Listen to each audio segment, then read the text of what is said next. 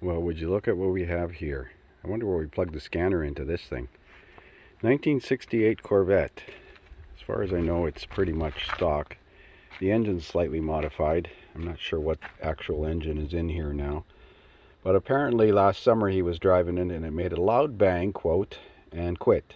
And then he said it cranked over very fast, like a timing chain had broken or something.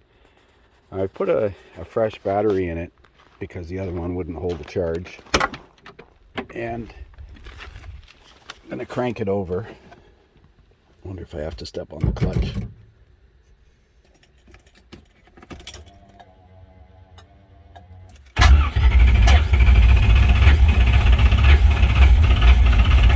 It's firing.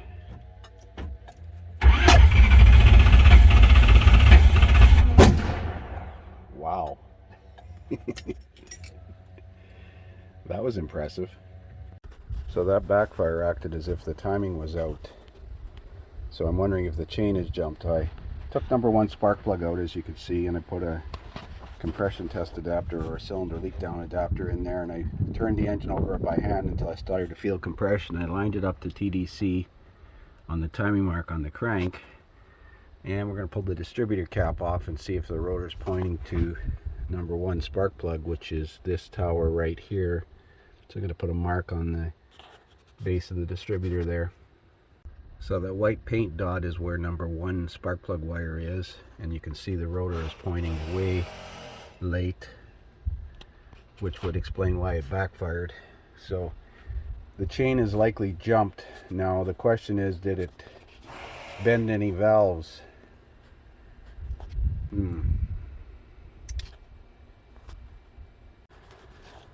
So there's the distributor drive gear. You can see it's stripped.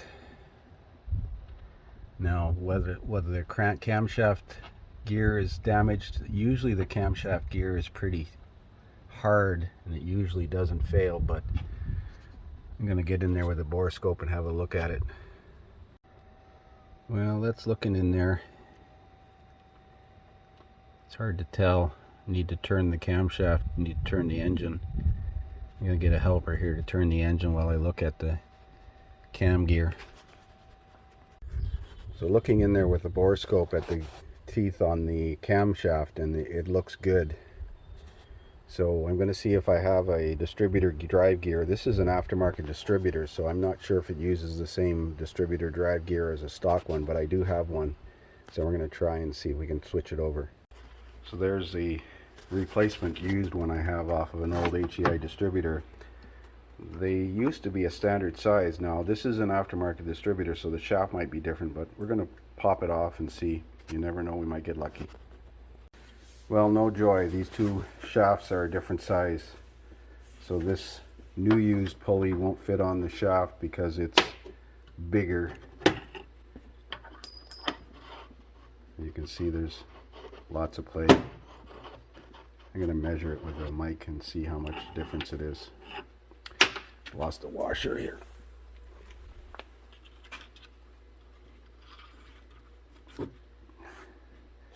But this is an MSD distributor.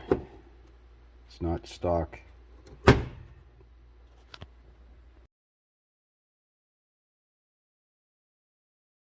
So finally received this MSD drive gear. As I mentioned earlier, this one is about 0.010 of an inch bigger internally. It's half an inch. So we're going to replace this worn distributor gear with the new one and put it back in the engine and see if it starts. There's a warning label here about distributor gear break-in procedure.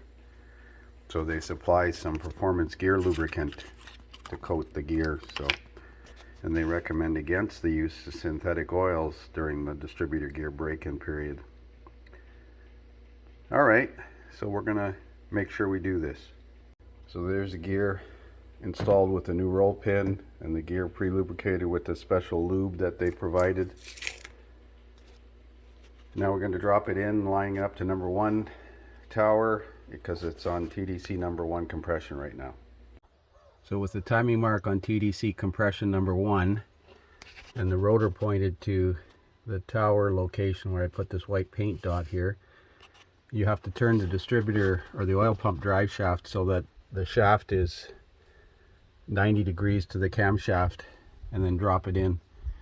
And the vacuum advance unit, which is not connected on this one, should be pointing towards the right valve cover.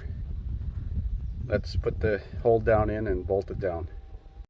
So there's the distributor installed, the tach reconnected, wires plugged in. This is number 1. It's 1843657.2. So the rotor was pointed to that tower there, and it was on TDC number 1 compression, I think. I'm pretty sure. And we're going to start it now and see how it runs.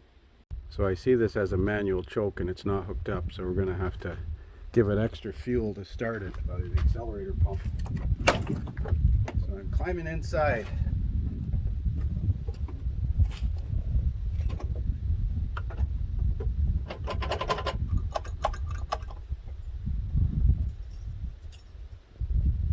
Well, that's pretty bad. Oh, I think I disconnected the battery cable.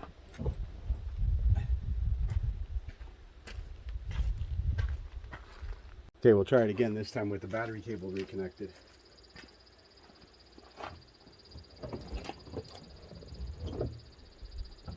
Choke, the clutch.